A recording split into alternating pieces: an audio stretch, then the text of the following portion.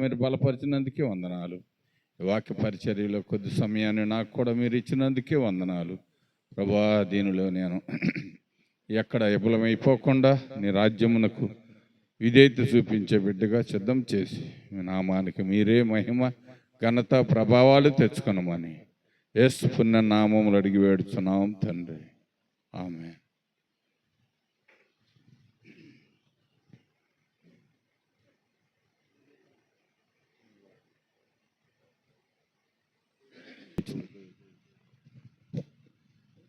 అట్టి ఉపవాసము 58 9వ వచనం మర్చిపోయి 9వ వచనం. అప్పుడు నీవు పిలువగా యెహోవా ఉత్తరమిచ్చును. నీవు మొరపెట్టగా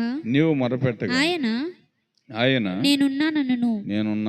ఇతరులను బాధించుటయు వేలు పెట్టి చూపి తిరస్కరించుటయు చెడ్డదానిని బట్టి మాట్లాడుటయు నీవు మాని ఆశించిన దానిని ఆకలిగొనిన వానికి ఇచ్చి శ్రమపడిన వారిని తృప్తిపరిచిన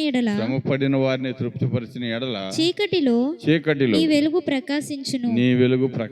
అంధకారము నీకు మధ్యాహ్నము వలె ఉండెను. యెహోవా దేవుడు ఏం చెబుతున్నాడంటే, మన చీకటి ఎలా ఉంటుందంట? చీకటి వెలుగుగా ఉంటుందంట. ఎప్పుడు వెలుగుగా ఉండేది అమ్మా? వెలుగు ఎప్పుడు ఉంటుందంట? మనం ఏం చేస్తే వెలుగును చూడగలుగుతాము? ఆశించిన దానిని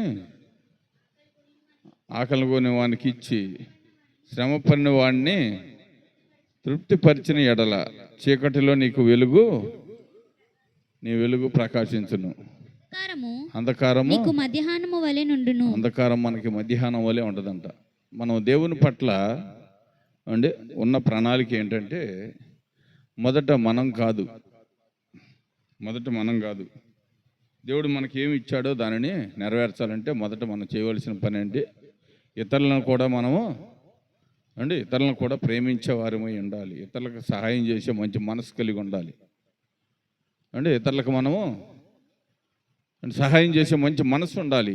ఆ మనసుతో నీవు నేను ఉన్నప్పుడు దేవుడు మనల్ని సంపూర్ణంగా చేసి అంధకారము మధ్యాహ్నం వల్లే ఉంటుందంట. ఆయన వెలుగులో నీవు నేను నడుటకు దేవుడు అవకాశాన్ని ఇచ్చాడు. 11 యెహోవా నిన్ను నిత్యము నడిపించును. క్షమకాలమున ఆయన నిన్ను తృప్తిపరిచి నీ ఎముకలను బలపరచును. వినపడుతుందండి? క్షామకాలమున ఆయన నిన్ను తృప్తిపరిచి నీ ఎముకలను బలపరుస్తాడు. ఎముకలు బలపడాలంటే దేవుడు మనకి సత్తానివ్వాలి. సత్తానివ్వాలి కదా.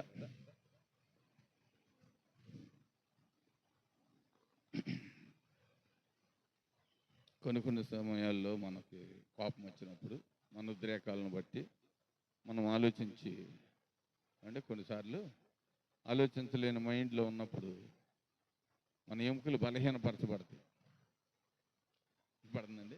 ఎముకలు బలహీనపరచబడతాయి. ఎందుకని ఉద్రేకంతో మనం ఎప్పుడైతే ఉంటామో బ్లడ్ మనలో నీరైపోయి సరి అయిన సహకారాన్ని అందించలేదు. ఎముకలకు సరిపడంత అందించలేక బలహీనపరచబడతాం. రాబందు ఉందండి, ఉదాహరణ చెబుతున్నాను. రాబందు ఉంది. అది చనిపోయిన కళేబరాల మీద ఏం చేసిద్ది? చర్మాన్ని మాంసం కండను మట్టికి ఒలుచుకు తింటది. వినపడుతుందండి? కళేబరం మీద పడి దాని ఎముకల మీద ఉన్న మాంసాన్నే తింటది. మనుషులు అసూయ ఉంటే ఎముకలన్నిటిని తినేద్ది. అర్థమవుతుందా? మనుషులు అసూయ అనేది ఉందనుకోండి, సమస్త ఎముకలను కూడా తినేద్ది. అసూయ ఎముకలకి కుళ్ళు లాంటిది. ఇప్పుడు రాబందు మంచిదా, అసూయ మంచిదా? ఎముకలుంటే ఏదో రకంగా మాంసం కప్పడుద్ది. అవునా? ఇప్పుడు హెస్కేలు ప్రార్థన చేస్తున్నప్పుడు ఎముకలనే కదా జీవింపజేసి దానికి మాంసం అన్నింటిని పొదిగించింది. ఎముకలు లేకపోతే ఏం చేసేవాడు? మనిషి జీవితంలో కూడా మంచి మనస్సు, మంచి ఆలోచన, మంచి విధానం ఉండాలి. అసూయ ఎముకలకి కుళ్ళు, అది మత్సరమును కలగజేసింది. ప్రతి విషయంలోనూ నీవు నేను చేయవలసిన పని ఏంటంటే, దేవుని ఉద్దేశంలో మంచిగా ఉండి ఇతరులకు సహాయపడే వ్యక్తులుగా ఉండి ఇతరులకు మనం అనుకూలముగా ఉండి అన్ని విషయాల్లోనూ దేవుణ్ణి గణపరిచేవారిగా ఉంటే దేవుడు మనకి ఎప్పుడూ సంతోషాన్ని ఇస్తాడు. 12వ వచనం చూడండి. పూర్వకాలము నుండి పాడైన స్థలములను నీవు నీ జనులు కట్టుదురు. అనేక తరముల కిందట పాడైపోయిన పునాదులను నీవు మరలా కట్టెదవు. విరగబడిన దానిని బాగు చేయువాడవని, దేశంలో నివసించున్నట్లుగా త్రోవలు సిద్ధపరచువాడవని నీకు పేరు పెట్టబడెను. వినపడుతుందండి? ఇతను మంచి వ్యక్తి అండి. పాడైపోయిన దేన్నైనా సరే సరి చేయగలడండి.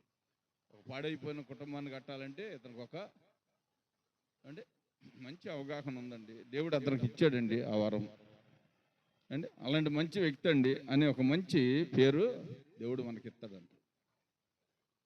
కనపడుతుందండి? ఇతరులు ఎవరైనా మనకంటే ఎక్కువగా మాట్లాడే లేకపోతే ఎక్కువగా చెప్పారనుకో, వాళ్ళని చూస్తే మనకి ఎట్లా ఉండదు ఏమండి? మహేష్ ఎలా ఉండదు చూసాను? ఎలా ఉండదు చెప్పరేంటి? తెలీదా? నాకంటే ముందు మారు మనసు పొందినోళ్ళు మీరు. ఇవన్నీ బోళ్ళు అని చెప్పాలి నాకు అంటే ఎలా ఉంటుంది? అసూయ ఇచ్చేద్ది. మాకంటే వీళ్ళు గొప్పవారు అయిపోయారా, మాకంటే వీళ్ళకి ఎక్కువ వాక్యం ఎంత తెలుసు అనేది కాదండి. వాక్యం ఎంత చదివినా ఎంత తెలుసుకున్నా వాక్యానికి సరిపడినంత జీవితం నీలో లేకపోతే, వాక్యానికి తగినట్లు జీవితాన్ని నువ్వు జీవించకపోతే అదంతా వ్యర్థమే అంటే నీటిలో పోసిన పన్నీరుతో సమానం. అందుకనే దేవుడు ప్రేమై ఉన్నాడు. ప్రేమ కలిగి ఉండాలి. ఎవరినైనా ప్రేమించే మంచి మనసు ఉండాలి. ఎవరినైనా ప్రేమతో ఆదరించే మంచి నీకు గొప్ప పేరు ఉండొచ్చు, గొప్ప విద్య ఉండొచ్చు, గొప్ప ధనం ఉండొచ్చు, కానీ ప్రేమ లేనివాడు నా వాడు కాదని దేవుని వాక్యం చెబుతుంది. అందుకని ఇక్కడ పాడైపోయిన పునాదులను కట్టడం కూడా దేవుడు నేను నియమించుకుని ఇతను మంచివాడని ఒక మంచి పేరుని ఇస్తాడండి దేవుడు. ఆ పేరుకు తగినట్లుగా మన జీవితాన్ని కొనసాగించటకు మనం ప్రయత్నించాలి. అంటే ఆ పేరుకు తగినట్లుగా అంటే వాక్యానికి అనుకూలంగా ఎప్పుడైతే మనం జీవిస్తామో ఆ వాక్యము అనేకులకి ఆదరణగా ఉంటుంది. ఆ వాక్యానికి నీవు నేను సంపూర్తిగా లోపడాలి. వాక్యానికి లోపడే మంచి మనసు కావాలి. అంటే వాక్యాన్ని అర్థం చేసుకునే మంచి మనసు కూడా కావాలి. వాక్యం చదవటం వేరు, వాక్యాన్ని అర్థం చేసుకునటం వేరు, ఆ వాక్యానుసారంగా జీవించటం వేరు, ఆ వాక్యాన్ని భద్రపరిచి అనేకులకి ప్రసరించటం కూడా వేరు. అనేకులు కొన్ని విషయాల్లో విఫలమైపోతుంటాం, కొన్ని విషయాల్లో విఫలమైపోతాం. కారణం ఏంటంటే మన జీవితంలో అంటే ప్రాముఖ్యమైన వాటిని ఎంపిక చేసుకుంటాం. అందుకని మనము దిగజారిపోతాం. వర్షయ్య గ్రంథం చూడండి. వర్షయ్య 14వ అధ్యాయం 9వ వచనం చూడు. వర్షయ్య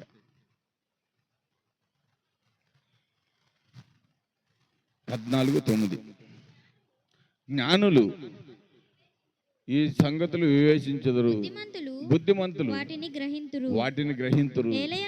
ఎలయనగా యెహోవా మార్గములు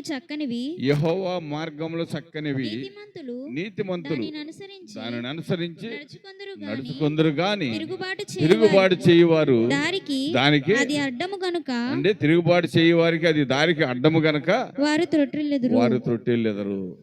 అంటే నీతిమంతులు దాన్ని అనుసరించి నడుపుతారు, అంటే దాన్ని అంగీకరించలేని వారు అంటే అది దారికి వారికి ఎట్లా ఉంటుందంట, అడ్డుగా ఉండి తొట్టి వెళ్ళిపోతుంటారంట.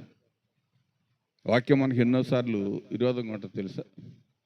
విరోధమేనా? వాక్యం 3 సార్లు విరోధంగా ఉంటుంది. అంటే వాక్యం చదువుతున్న మనం, వాక్యాన్ని ప్రకటిస్తున్న మనం వాక్యానికి ఎన్నోసార్లు అవిధేయులుగా బతుకుతాం. కారణం సాకులు చెప్పే మనసు మనలో వచ్చింది. ఏమంటే ఎన్ని పనులున్నా, ఎంత పని ఉండే, ఎంత ప్రాణం మీదకి వచ్చి ఒక మరణకరమైన పనో లేకపోతే ఏమంటే అది జరగరాని ప్రమాదం అయితే తప్ప అంటే ఎన్నడూ దేవుని సన్నిధిలో సమయాన్ని పోగొట్టుకున్నట్టుకు ఇష్టపడకూడదు. ఎందుకంటే దేవుడు నిన్ను సజీవులుగా కాపాడుతున్నాడు. దేవుడు నిన్నెప్పుడు అంటే సజీవునిగా కాపాడుతున్నాడు కనుక ఆయన పని తర్వాత ఏదైనా ఆయన లేకుండా నీవు ఉండలేవు. లేదు ఆయన కాదని నువ్వు వెళ్తావు అంటే త్రోవలో ఏదన్నా జరుగుద్ది. ఎవరు నీకు ఆదరణ ఇచ్చేది ఎవరు? జాగ్రత్తగా ప్రతి విషయాన్ని గమనించండి ప్రియులారా. దేవుని వాక్యమును సత్యమునకు నీవు నేను అంటే లోబడి జీవించున్నప్పుడు దేవుడు మనల్ని సత్యంలోకి నడిపిస్తాడు. సర్వసత్యములో మనము జాగ్రత్తగా సర్వసత్యాన్ని తెలుసుకుని ఆ సత్యాన్ని వెంటాడి నడుచుకున్నప్పుడు నీ ఒక మంచి పేరు కలిగి జీవిస్తావు. మంచి పేరు కలిగి జీవిస్తావు. అంటే హృదయంలో మారు మనసు దినదినము నిన్ను కదలింపు చేస్తూ ఉంటుంది. నీవు క్రైస్తవురాలిగా క్రైస్తవుడిగా దేవుని దగ్గర ప్రమాణం చేసావు కదా, నీవెందుకు అనాలోచనగాను నిర్లక్ష్యంగా ఉండటం కారణం ఏంటి అని వాక్యం మనల్ని అప్పుడప్పుడు కదిలిస్తూ ఉంటుంది. మన అంతరాత్మ ఒప్పుకోదు. అంటే ఆ సమయాన్ని బాగొట్టుకున్నప్పుడు మన అంతరాత్మ మనల్ని ఒప్పుకోదు. కారణం నీలో ఉన్న పరిశుద్ధాత్ముడు నిన్ను తొందర పెడుతూ ఉంటాడు. ఆ తొందరకి నీవు అంటే ఆ తొందరపడినప్పుడు నువ్వేం చేస్తావు? ఆక్రందన చెందుతావు. నిజమే, ఇది పరిశుద్ధ రోజు, ఈ పరిశుద్ధ దినం, ఈ దినము నేను దేవునికి సమర్పించుకునే దినము గనక ఈ దినమును నేను ఎన్నడూ పోగొట్టుకోకూడదు. ఈ దినమును ఎప్పుడు నిర్లక్ష్యం చేయకూడదు.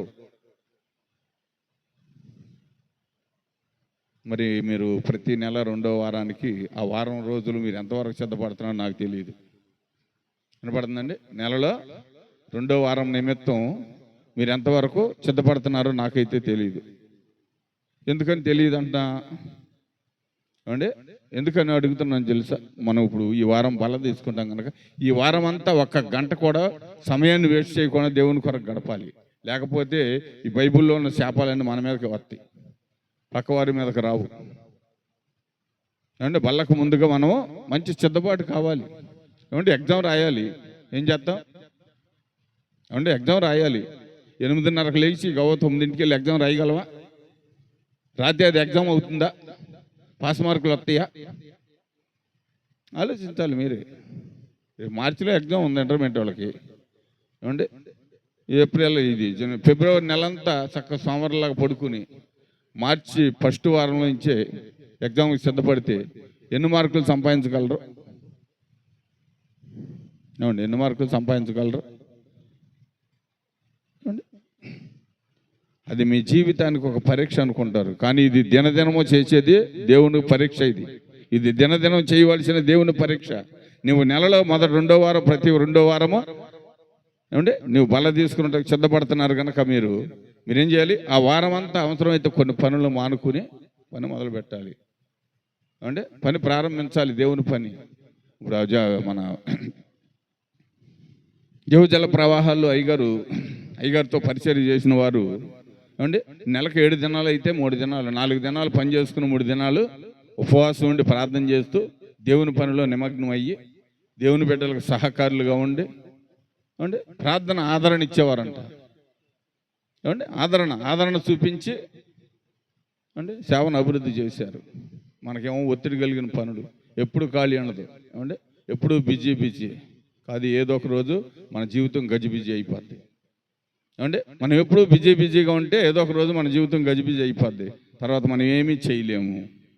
అందుకని జాగ్రత్తగా ఆలోచించండి, ఆలోచించి పని చేయటం మొదలు పెట్టండి. యెహెజ్కేలుకు రాసిన గ్రంథంలో ఒక మాట ఉంటుంది చూడమ్మా. యెహెజ్కేలు గ్రంథంలో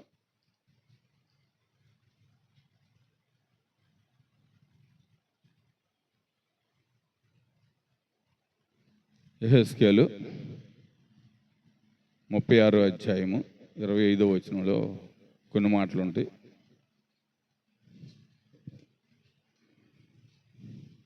నీ అపవిత్రత యావత్తు పోవునట్లు నేను నీ మీద శుద్ధ జలము చల్లుదును. నీ విగ్రహముల వలన నీకు కలిగిన అపవిత్రతను అంతటిని తీసివేసెదను.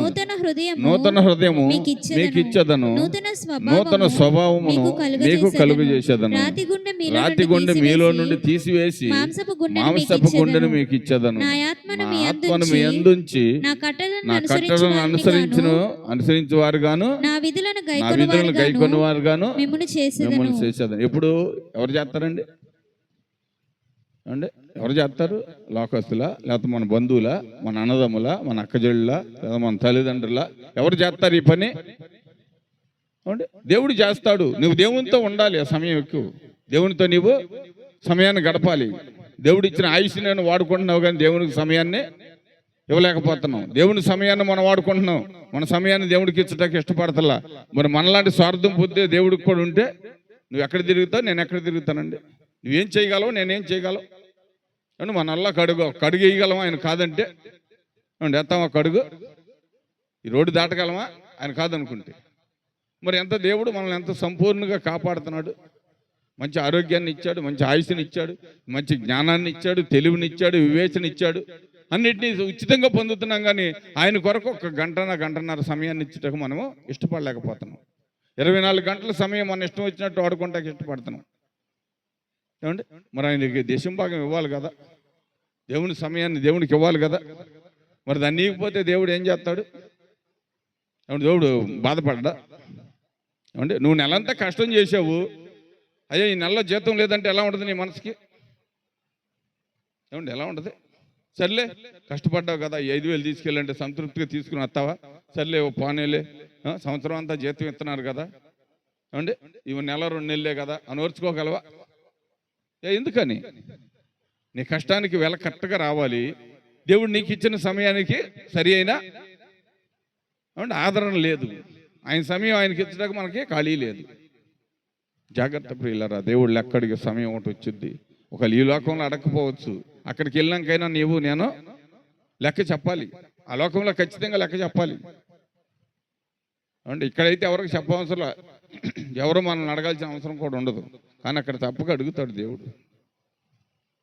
నీ వయసు ఎంత, నువ్వెన్ని సంవత్సరాలు సమయాన్ని ఎంతో వ్యర్థంగా వాడుకున్నావు, ఎన్ని గంటల సమయాన్ని వ్యర్థంగా వాడుకున్నావు, నా కొరకు నువ్వు ఇచ్చింది ఎంత, నీకు నేను ఇచ్చింది ఎంత అని దేవుడు అడిగినప్పుడు నేను తెల్లబోయి చూడాల్సింది.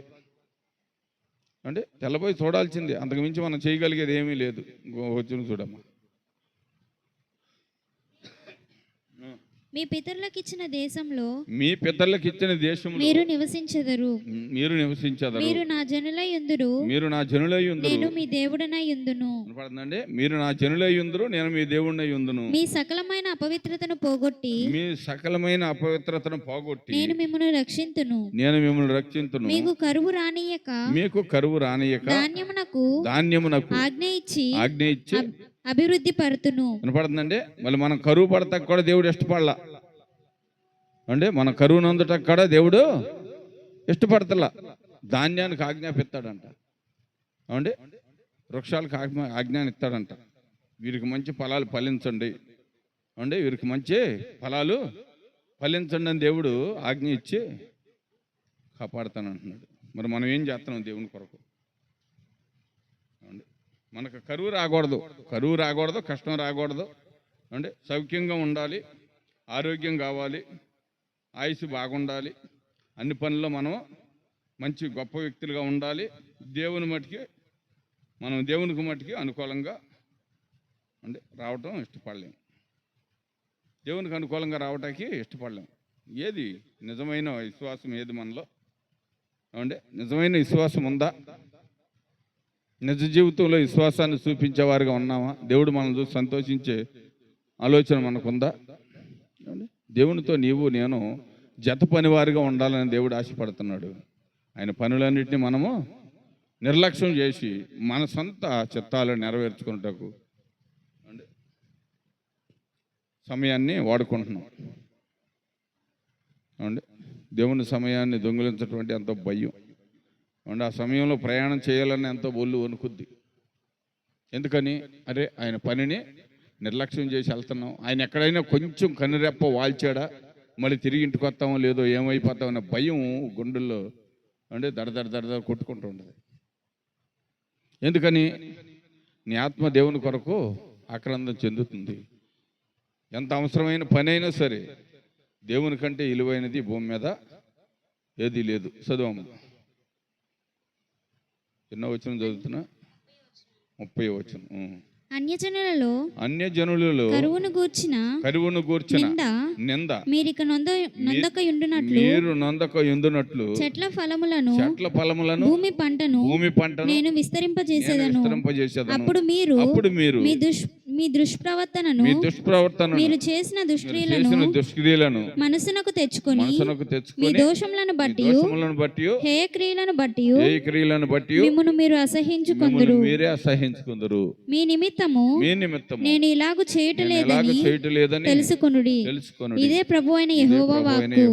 ఇశ్రాయేలు దేవుడికి ఎంత జాలి అండి మనం అంటే అండి, ఆయనకి ఎంత జాలి, ఎంత దయ, ఎంత ప్రేమను చూపించాలని దేవుడు ఆశపడుతున్నాడు అండి. దేవుని కొరకు నీవు నేను ఏం చేస్తున్నాం అండి? దేవుని కొరకు మనం ఏం చేస్తున్నాం చెప్పు.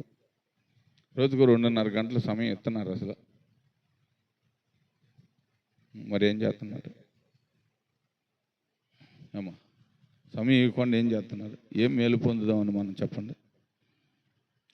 దేవుని ఫలాన్ని పొందకుండా మనం ఏ మేలు పొందినా ప్రయోజనం ఉండదు ప్రియులారా. దేవుడు మనకి ఇచ్చిన దాన్ని అన్నాడు నిర్లక్ష్యం చేసి ఆయనకి కోపద్రేకాన్ని పుట్టించే వారికి ఉండకూడదు. ఏమండి, ఊరిని ఉదాహరణకి ఈ లోకంలో ఏదైనా బలహీనత వచ్చింది అనుకోండి, డాక్టర్ దగ్గరికి వెళ్తే ఫలాని చేయకూడదు అన్నాం అనుకోండి, మళ్ళీ బాగాలేదని వెళ్ళాం అనుకోండి, అది చేసామని చెప్పామనుకో, ఒప్పుకుంటాడా? ఏమో నీకేమన్నా జ్ఞానం లేదు, ఈ ఫలాన్ని వాడొద్దని చెప్పాను కదా, మరే మళ్ళీ అయ్యో వాడతాం ఎందుకు, మళ్ళీ బాగాలేదని నా దగ్గరకు వద్దాం ఎందుకు, నా ఎదుగు రావద్దు, మానే చేయండి. మీరు నేను చెప్పింది చేయకపోతే మీరు నా దగ్గర మెడిసిన్ వాడిన ప్రయోజనం లేదు. ఎందుకు? నా ట్రీట్మెంట్కి అవమానం కలుగుద్ది అంటాడు. ఎందుకని? ఫలానా డాక్టర్ దగ్గర చూపించుకున్నామంటే తగ్గలేదంట, కానీ నువ్వు చేయవలసింది చేయకుండా నాకు చెడ్డ పేరు తెస్తా కాబట్టి నేను ఎందుకు వస్తున్నావు వద్దని చెబుతాడు. అవునా కదా? సునీత చెబుతాడా? మరి ఈ లోక డాక్టర్ డబ్బులు తీసుకునే డాక్టర్కి అంత ఇది ఉన్నప్పుడు నిన్ను ఉచితంగా కాపాడుతూ నీకు ఉచితమైన సమయాన్ని ఇచ్చి అంటే నిన్ను జాగ్రత్తగా కాపాడుతున్న దేవుడికి ఎంత బాధ కలుగుద్ది? డబ్బులు తీసుకునే డాక్టర్కి ఎంత బాధ కలిగితే ఉచితంగా చూసే దేవునికి ఎంత బాధ కలుగుద్ది ఆయన సమయం ఆయనకి ఇకపోతే. డబ్బులు ఎట్టు కొనుక్కుంటున్నావు మందులు ఏమంటే అన్ని విషయాల్లో నీవు ఏమంటే ఖర్చుతోనే కూడి ఉన్నావు. అయినా నీకు డబ్బులు ఎంత అయితే ఆయనకి ఎందుకు? కానీ ఆయన డబ్బులు ఎంత వస్తాయని రాబడి కొరకు చూసుకుంటా. వైద్యం మంచిది, పలానా డాక్టర్ దగ్గరికి వెళ్తే బాగా తగ్గుద్ది, ఆయన వైద్యం చైనా హస్తవాసం మంచిదని చెప్పుకుంటే నలుగురు వస్తారని ఆశ ఉంటుంది. కానీ నువ్వు ₹1,00,000 ఇచ్చి మందులు కొని మందు తగ్గపోతే పేరు వస్తుంది అనుకోడు డాక్టర్. క్రైస్తవ జీవితం కూడా అంతేనండి. క్రైస్తవ జీవితంలో కూడా మనం పొందవలసింది ఏంటది? ఏం పొందాలి మనం?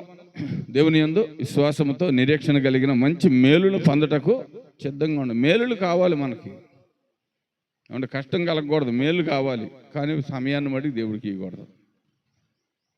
ఎలా జరుగుద్దండి? అంటే మంచి పని చేస్తుంటే మంచి జరుగుద్ది, మంచిని కాదనుకుంటే నీకు మంచి జరుగుద్దా? ఎటెళ్ళినా ఎదురే వచ్చింది. ద్వితీయోపదేశకాండం 28వ అధ్యాయం మొత్తం చదివితే అసలు మన జీవిత చరిత్ర అంతా ఇప్పుడు వద్దులమ్మా. అంటే అక్కడ చేసిన దేవుడు ఇచ్చే మేలులు ఎలా ఉంటాయో వాటిని ఆజ్ఞ అతిక్రమించిన వారికి కీడు ఎలా జరుగుద్దో కూడా దాంట్లో రాశాడు. మొదట మేలులు ఉన్నాయి, తర్వాత సంభవించే కీడుల గురించి కూడా చక్కగా తేటగా రాసి ఉంచాడు.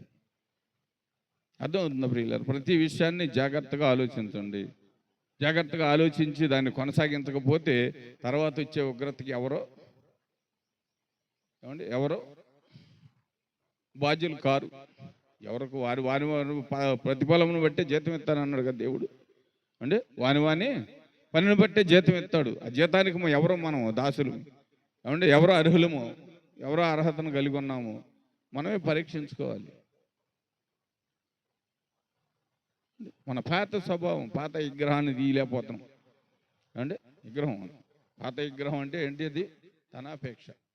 అది సమస్త మూల కారణం, అది సమస్త కీడుకు అంటే కారణమైనది. అది దాన్ని తీసేయాలి.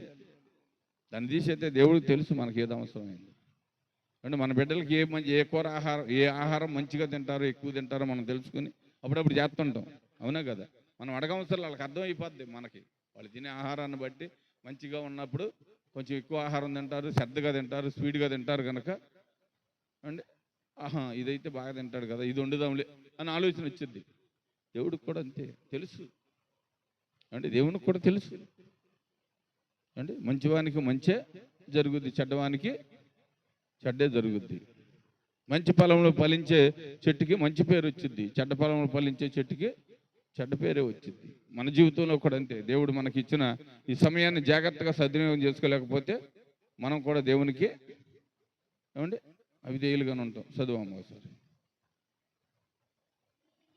మీ నిమిత్తము నేను ఎలాగన చేయటం లేదని తెలుసుకొనుడి. ఇదే ప్రభువైన యెహోవా వాక్కు. ఇశ్రాయేలీయులారా, ఇశ్రాయేలీయులారా, మీ ప్రవర్తనను గూర్చి చిన్నబోయి సిగ్గుపడుడి. సిగ్గుపడుడి. మీ దోషముల వలన మీకు కలిగిన అపవిత్రతను నేను తీసివేసి మీ పట్టణములలో మిమ్మును నివసింపజేయువాడు. జయునాడు పాడైపోయిన స్థలములు మరలా కట్టబడును. మార్గస్థుల దృష్టికి పాడుగాను నిర్జనముగాను అడుగుపడి భూమి సేద్యము చేయబడును. పాడైన భూమి ఇక్కడ కూడా పాడైన స్థలాలను కడతా ఉంటాయి.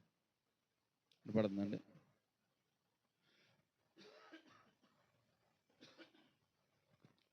దేవుడు మనల్ని పదే ఏమండి బాగు చేయాలనే ఆలోచనతోనే ఉన్నాడు.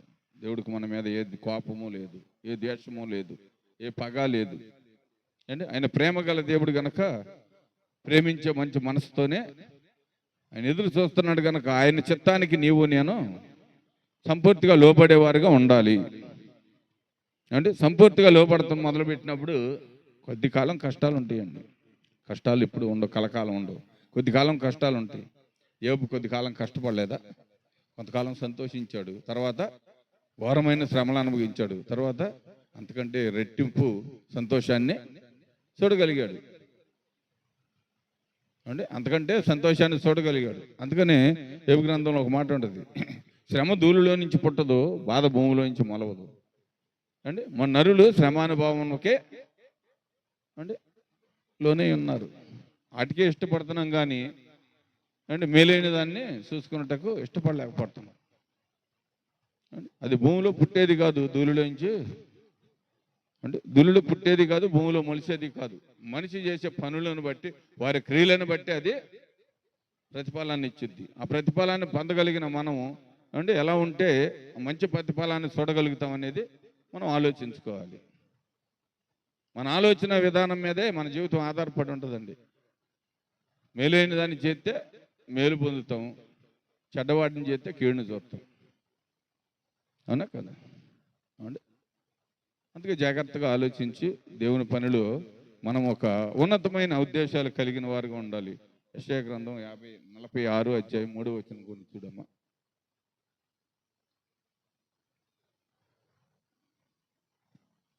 యాకోబు ఇంటి వారులారా, ఇశ్రాయేలు ఇంటి వారిలో శేషించిన ఇశ్రాయేలీయుల ఇంటిలో శేషించిన వారులారా, గర్భమున పుట్టినది మొదలుకొని నా చేత భరించబడిన వారులారా, తల్లి ఒడిలో కూర్చున్నది మొదలుకొని నేను చంక పెట్టుకుని వారులారా, నా మాట ఆలకించుడి. ముదిమి వచ్చే వరకు నేను ఎత్తుకుని వాడును నేనే. తల వెంట్రుకలు నెయ్యి వరకు నెరుసు వరకు నిన్ను ఎత్తుకుని వాడను నేనే. నేనే చేసి ఉన్నాను, చక్క పెట్టుకుని వాడును నేనే. వినపడుతుందండి? ఏమండి? దేవుడే నిర్మించాడు, దేవుడే చివరి వరకు మోస్తానంటున్నాడు. ఆయనకు లోబడితే ఆయన ఎప్పుడు మోస్తూనే ఉంటాడు నిన్ను నన్ను. ఏమండి? మనకి ఇష్టమైన కుమార్తెను కానీ వారు పెద్దవారే అటు ఇటు స్కూల్కి వెళ్ళే టైంలో కూడా మొత్తంగానే ఎత్తుకుని ముద్దులాడతాం. ఎందుకని? బిడ్డంటే మనకి ఇష్టం. మన పని చేయకుండా మనం చెప్పిన దానికి వ్యతిరేకంగా ఉండవాడు వచ్చి కావులు ఇచ్చుకున్నా పన్నును దాగవాయని తోసేస్తాం. అవునా? దేవుడు ఏమంటున్నాడు? ముదిమి వచ్చే వరకు ఎత్తుకునేవాడు నేనే, తల వెంట్రుకలు నెరిచే వరకు చంక పెట్టుకుని ముద్దు పెట్టుకునేవాడు నేనని చెబుతున్నాను.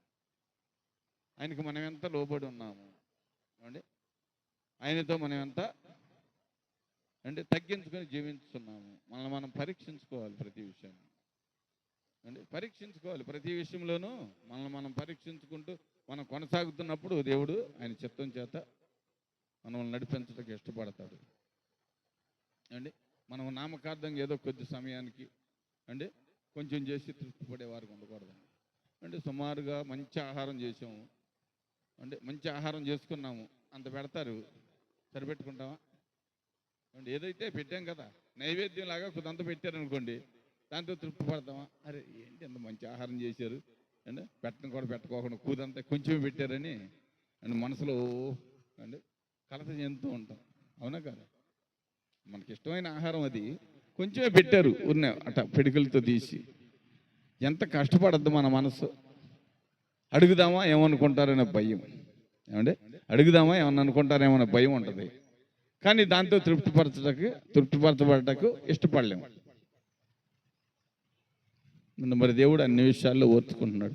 మనం మంచిగా ఉన్నా ఓర్చుకుంటున్నాడు, చెడు పనులు చేస్తున్నా ఓర్చుకుంటున్నాడు, సమయాన్ని అంటే సద్వినియోగపరచకపోయినా దేవుడు ఓర్చుకుంటున్నాడు, అసమయంగా